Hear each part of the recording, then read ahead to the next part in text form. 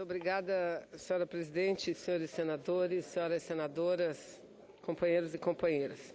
Antes de iniciar o assunto que me traz à tribuna, senhora presidente, eu, como tantos outros senadores e senadoras, quero aproveitar este momento e essa data para falar dos 25 anos do Estatuto da Criança e do Adolescente, do ECA. E importante falar sobre isso, não só porque são 25 anos de uma lei fundamental para o Brasil, mas porque vivemos um momento em que se debate, o debate cada vez fica mais acirrado, não só na Câmara, não só no Senado, mas na sociedade, a respeito da necessidade ou da oportunidade de diminuição da maioridade penal em nosso país. Mas antes, senhor presidente, de iniciar o assunto, quero registrar a presença de representantes do Ministério do Esporte aqui nessa casa, a presença de vários representantes de clubes de futebol, a presença de representantes da CBF e de tantas outras federações estaduais, que aqui estão aguardando para que, se possível ainda hoje, o Senado analise e vote a medida provisória que trata do futebol. Mas, senadora Ana Amélia, sobre esse assunto, creio que não apenas eu, mas várias senadoras e senadoras, vamos nos posicionar no momento da discussão da matéria. Entretanto, eu quero me antecipar, senhora presidente, e dizer que, mais uma vez, nós chegamos para analisar uma medida provisória sem tempo, sem condição de apresentar emendas. Eu mesmo tenho interesse, desejo, como fiz na medida provisória original, interesse e desejo como parlamentar de apresentar emendas, pois todos me chamam, não faça isso, senadora. Não apresente emenda, porque se apresentar emenda, a medida provisória volta à Câmara e lá não tem tempo para ser votada. Aí eu pergunto, os senhores parlamentares, deputados federais, não sabiam dessa possibilidade? Os senhores todos envolvidos e as senhoras não sabiam dessa possibilidade? Mas, enfim, a cada medida provisória nós nos encontramos na mesma situação, presidenta Ana Amélia, na mesma. Essa não é uma situação que merece essa casa, que merece os senadores e senadoras da República. Mas eu volto a esse assunto na hora em que a matéria entrar em pauta. Senhora presidente, senadora Ana Amélia, eu quero primeiro iniciar falando do Estatuto da Criança e do Adolescente, dos 25 anos de existência dessa lei, destacando que, neste período, houve uma redução das mortes de crianças antes de 1 ano de idade na ordem de 24%. Levantamento esse que foi feito pelo Fundo das Nações Unidas para a Infância, UNICEF, com base em dados do Ministério da Saúde, e mostra ainda que a taxa passou de 50 para cada 1.000 crianças nascidas vivas, 50 mortes, no final da década de 90, para o número de 12 mortes para cada grupo de 1.000 crianças nascidas vivas. Ou seja, essas mortes reduzimos em 24 anos em torno de 24%, e é importante que isso seja destacado. O número se aproxima do previsto pela Organização Mundial de Saúde, que são 10 mortes para cada 1.000 nascidos. Ou seja, no Brasil ainda registramos 12 mortes. Temos ainda um percurso a fazer, um caminho a trilhar no sentido de que a gente possa diminuir e chegar ao número apontado pela Organização Mundial de Saúde, que são 10 mortes para cada 1.000 nascimentos. Questões previstas no Estatuto da Criança e do Adolescente, como o atendimento à gestante, o direito à saúde da criança, a prioridade ao pré-natal e aos cuidados no pós-parto, foram e têm sido fundamentais, segundo especialistas, para a redução dessa taxa de mortalidade infantil. Já na educação, conforme os dados do Ministério da Educação, mais de 98% das crianças estão matriculadas no ensino fundamental e 85% dos adolescentes têm o acesso ao ensino médio. Especialistas também dizem que esses índices estão diretamente ligados à atuação dos conselhos tutelares, criados pelo Estatuto, e da exigência da sociedade por mais vagas nas escolas. Ações de assistência e proteção a crianças e adolescentes começaram no Brasil desde a época colonial, com a criação da Roda dos Enjeitados, e chegaram aos debates recentes no Congresso sobre a mudança da maioridade penal. Medidas mais recentes, como a aprovação da Lei Bernardo, ou como é conhecida, a Lei da Palmada, e as eleições para conselhos tutelares, também têm marcado os desdobramentos da Lei 8.069, de 13 de julho de 1990, conhecida popularmente como o Estatuto da Criança e do Adolescente. Alguns destaques e alguns avanços, senhora presidente, de acordo com a linha do tempo.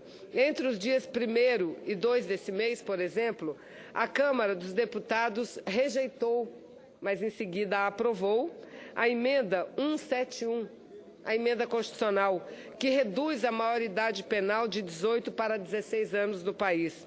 A proposta ainda não teve sua votação concluída, porque precisa passar numa análise, numa votação de segundo turno na Câmara dos Deputados, para depois ser analisada aqui no Senado Federal. Entretanto, o tema é extremamente complexo e extremamente polêmico, senhora presidente.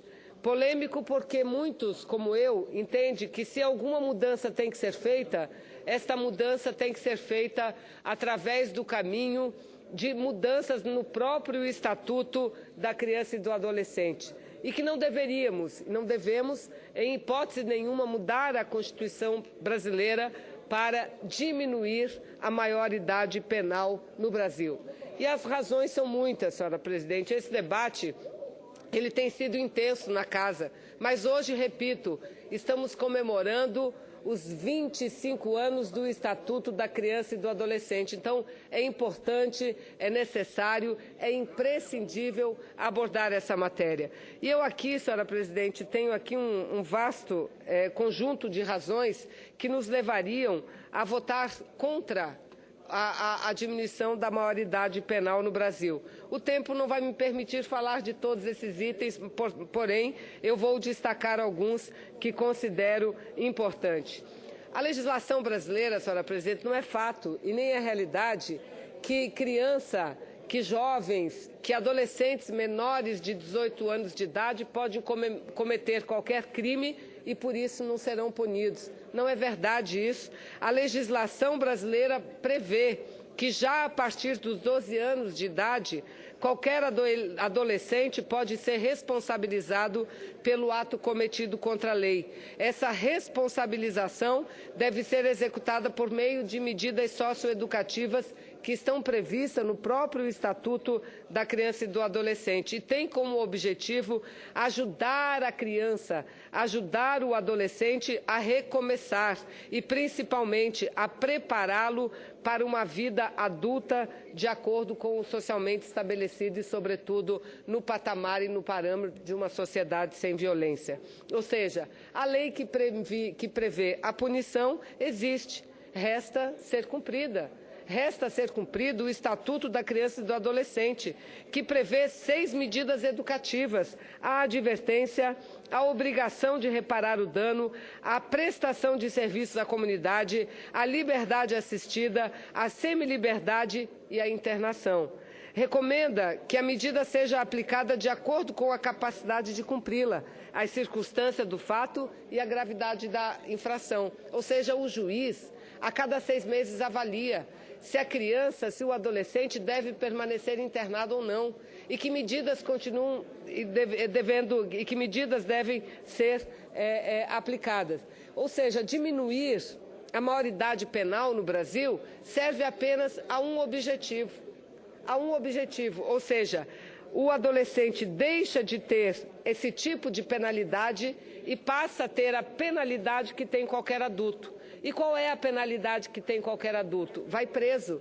E vai preso onde? Em casas, abrigos, que procure reeducar esse jovem, essa criança, esse adolescente? Não.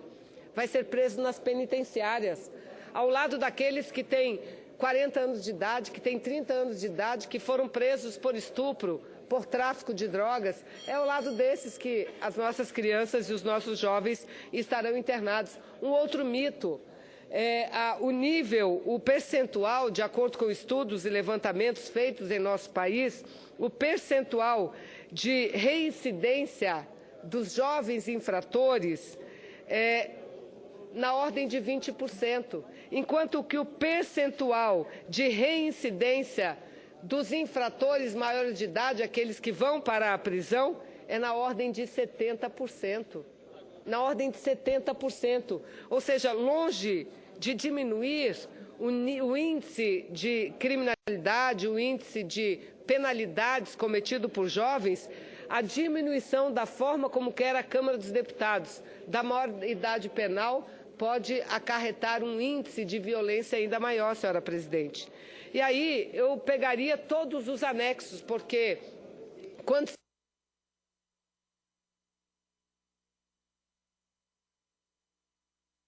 significa dizer que um jovem já pode dirigir com 16 anos de idade, pode pilotar um carro, porque terá direito a ter carteira profissional. Uma menina de 16 anos de idade que seja estuprada na rua não é mais uma menor que foi violentada, é uma maior que foi violentada, porque ela terá a sua maioridade penal diminuída para 16 anos de idade. Ou seja, senhora presidente, eu vou voltar a essa tribuna, mas quero dizer que e cumprimentar o Senado pela forma, não apenas o Colégio de Líderes, mas o conjunto dos senadores e das senadoras, pela forma como vem encarando o debate sobre a diminuição da maioridade penal. É óbvio que numa sociedade onde a violência é crescente, diante de assuntos e diante de casos revelados terríveis, como aquele que aconteceu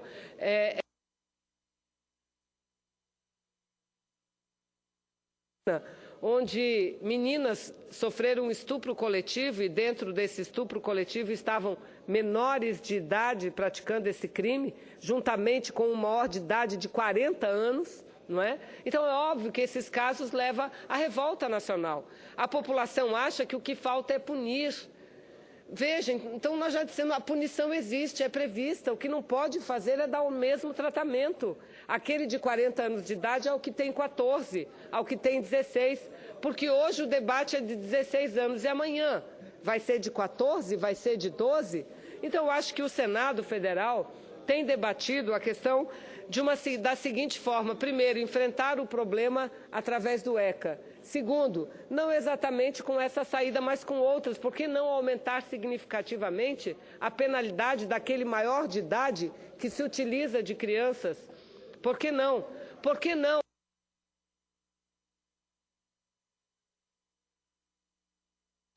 Por que não tratar de um período até de internação que possa ser maior do que é previsto na legislação atualmente, senhora presidente?